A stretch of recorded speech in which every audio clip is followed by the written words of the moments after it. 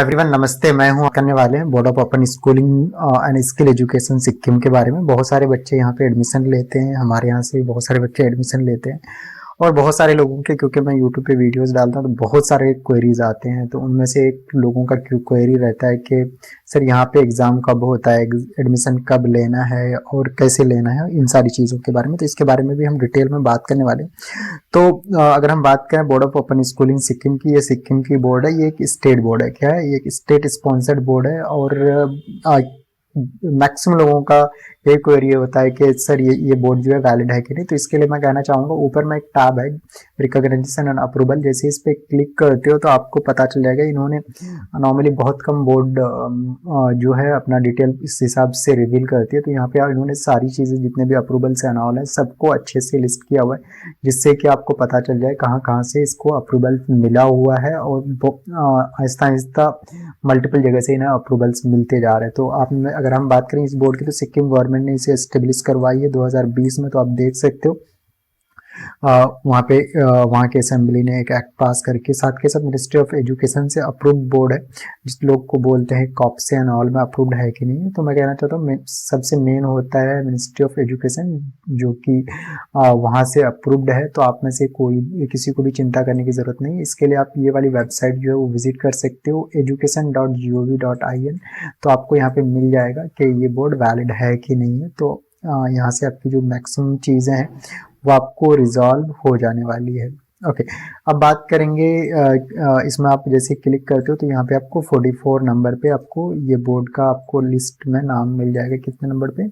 44 number पे। तो यहाँ पे आपको सारे स्टेट के जितने भी, कुछ लोग बोलते हैं कि सर कौन कौन सा बोर्ड वैलिड है, कौन कौन सा ओपन बोर्ड वैलिड नहीं है। तो आपको यहाँ पे प्रॉपर लिस्ट मिल जाने वाला है कि कौन से स्टेट में कौन कौन सा बोर्ड। ये मिनिस्ट्री ऑफ एजुकेशन का जो गवर्नमेंट ऑफ इंडिया है वहाँ से जो लिस्टेड बोर्ड है वही वैलिड है, कोई और बोर्ड वैलिड नहीं होता है। तो इन चीज़ों का प्रॉपर ध्यान रखेंगे। तो मिनिस्ट्री ऑफ एजुकेशन से भी AIU जो कि यूनिवर्सिटीज़ का एक बॉडी है, वहाँ से भी अप्रूव्ड है। NIOS सबको पता है, उससे भी अप्रूव्ड बोर्ड है ये। साथ के साथ जो COBSC काउंसिल ऑफ बोर्ड्स का, वहाँ से भी अप्रूव्ड है। तो इस तरह करके जितने भी काउंसिल्स एंड ऑल्सो वहाँ से भी ये अप्रूव बोर्ड है। तो बिल्कुल भी चिंता करने की ज़रूरत नहीं है। आप आराम से इस डिग्री का गवर्नमेंट प्राइवेट जॉब में यूज़ कर सकते हो। लोग यूज़ कर रहे हैं और नॉर्मली कहीं पे भी कोई प्रॉब्लम नहीं आती है। अब बात करेंगे कि अगर मुझे एडमिशन लेना हो या आप में से किसी को एडमिशन लेना हो तो कैसे क्या रहने वाला है। तो आज हम बात करने वाले हैं कि जो हम नॉर्मली काउंसलिंग होता है कि कब कब एग्ज़ाम होने वाला है, स्कीम्स ऑफ एग्ज़ाम। तो अगर हम इस बोर्ड की बात करें तो साल में 2 बार नॉर्मली एग्ज़ाम होने के, अप्रैल मई में जो एक एग्ज़ाम होता है जो मार्च लास्ट या अप्रैल से स्टार्ट होगा और ये मई तक जाएगा, और दूसरा अक्टूबर नवंबर में ये एग्ज़ाम चलता है। तो साल में 2 बार एग्ज़ाम होने हैं। और इसका प्रॉपर आप जो, और बात करेंगे एडमिशन का कि एडमिशन कब कब ले सकते हैं और एग्ज़ाम कैसे होंगे। तो एग्जामिनेशन जो होंगे इसके नॉर्मली होते हैं ऑनलाइन होते हैं, या फिर जो इसके डेजिग्नेशन सेंटर्स होते हैं वहाँ पे होंगे। तो आप अगर सेंटर में विजिट करके देना चाहते हो सेंटर चूज़ करेंगे, या फिर आपका ऑनलाइन होने वाला है। नॉर्मली ऑनलाइन ही बच्चे प्रेफर करते हैं। तो यहाँ पे सारी चीज़ें ऑनलाइन होने वाली है। ऑनलाइन असाइनमेंट होता है और ऑनलाइन एग्ज़ाम होता है।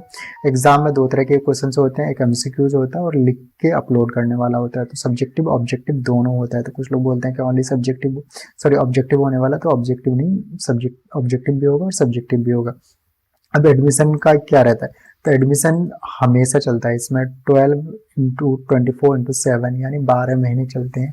तो आपको जो भी सेशन रहता है उसमें आप ले सकते हो। तो जैसे अभी आप कॉल करते हो तो अभी अप्रैल मई का सेशन में भी चल रहा है और अक्टूबर नवंबर में, दोनों में से किसी में भी आप, जिसमें एक में आपको लेट फी के साथ जाना है और एक विदाउट लेट फी के। तो जिसमें भी आप कंफर्टेबल हो, प्रिपरेशन पे आपका रहता है किस हिसाब से प्रिपेयर करना है।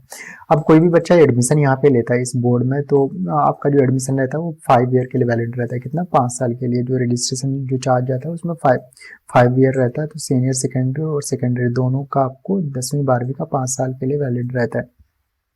कुछ बच्चे अगर चाहते हैं कि भाई मैंने NIOS में 3 सब्जेक्ट दिया और बार बार फेल हो रहा हूँ और मुझे क्रेडिट को ट्रांसफ़र करना हो, सिक्किम बोर्ड में जाके पास होना है, तो वो भी बहुत सारे बच्चे करते हैं। तो यहाँ पे क्रेडिट ट्रांसफ़र का भी आपको फैसिलिटी मिल जाता है, या इस बोर्ड का क्रेडिट दूसरे बोर्ड में भी आप ट्रांसफ़र कर सकते हो। तो वो आपको देखना पड़ेगा वो बोर्ड अलाउ कर रही है कि नहीं है। टू अपियर एग्जामिनेशन कंडीशन, अगर आप में से कोई, अगर आप जैसे कोई बच्चा का बैकलॉग से लग जाता है, या फिर क्या कहते हैं बीच में एग्ज़ाम छोड़ दिया, या फिर अब्सेंट लगा हुआ है, तो ऐसे एग्ज़ाम नहीं हो जाएगा। इसके लिए प्रॉपर आपको एग्ज़ाम फी एंड ऑल पे करना होगा और फॉर्म भरना पड़ेगा, तभी आप में से कोई उसके लिए एलिजिबल होते हो। अब बात करेंगे कि जो बच्चे यहाँ पे सेकेंडरी और सीनियर सेकेंडरी में एग्ज़ाम देते हैं, तो यहाँ पे आपको एक चीज़ क्लियर होना चाहिए। 33% जो मार्क्स होते हैं वो आपको क्या कहते हैं, जो आपके असाइनमेंट्स और प्रैक्टिकल्स होते हैं वहाँ से आपको लाना मैंडेट होता है, तभी आप पास करते हो। और थ्योरेटिकल में से 20% आपका मार्क्स आना चाहिए थ्योरी में से, जो एग्ज़ाम असेसमेंट होता है ऑनलाइन वाला। ओके, क्वेश्चंस अब किस मोड आएंगे सब्जेक्ट के, तो यहाँ पे दो मीडियम मिलता है, हिंदी या इंग्लिश, दोनों में से एक आपको लैंग्वेज सेलेक्ट करना होता है, और वहाँ से आपका उस हिसाब से आपका सारी चीज़ें होती है। यानी हिंदी में आप चूज़ करते तो हिंदी रहने वाला है, और इंग्लिश में आपका रहने वाला है। इंग्लिश में अगर आप सोच रहे हो तो इंग्लिश में आपका होने वाला है। तो आप में से अगर कोई अगर सोच रहा है कि मुझे एग्ज़ाम देना है और सारी चीज़ें करनी है, तो मैं चाहे वो 10th हो या 12th हो, मिनिमम 5 सब्जेक्ट, मैक्सिमम 6-7 आपको फीस भरते जाते हैं, तो वो आप उसके साथ जा सकते हो। और 5, जैसे आपने 2 लैंग्वेज सब्जेक्ट ले लिया और 3 नॉन लैंग्वेज ले लिया, और उससे पास करके आप अपना सर्टिफिकेट लेके आप फ्यूचर में, जैसे आपको बैचलर डिग्री में जैसे MBBS, BTech या फिर अदर कोर्स करना है, तो आप आराम से कर सकते हो और अपने फ्यूचर को नेक्स्ट लेवल पे लेके जा सकते हो, और गवर्नमेंट जॉब में भी जा सकते हो।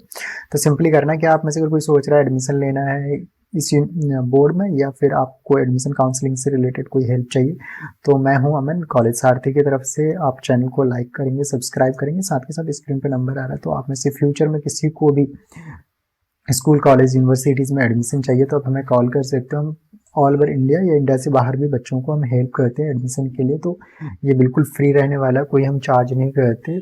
हम आपको हेल्प करेंगे फॉर एडमिशन, जैसे आफ्टर स्कूलिंग भी, या फिर आप में से कोई graduation, BA, BCom, MBA, MSc या MCom या फिर अदर कोर्स करना चाहते हैं, उसमें भी हेल्प करते हैं। तो स्क्रीन पे नंबर आ रहा है, आप नंबर को सेव करेंगे। साथ के साथ अगर आप में से आप में से कोई नोन में से किसी को अगर कोई डिग्री डिप्लोमा कंप्लीट करना है या फिर 10th 12th करना है, उसको भी ये वीडियो रेफर कर सकते हैं। मिलते हैं नेक्स्ट वीडियो में इसी तरह का। Thank you, happy learning. Channel को लाइक करेंगे, सब्सक्राइब करेंगे। Thank you.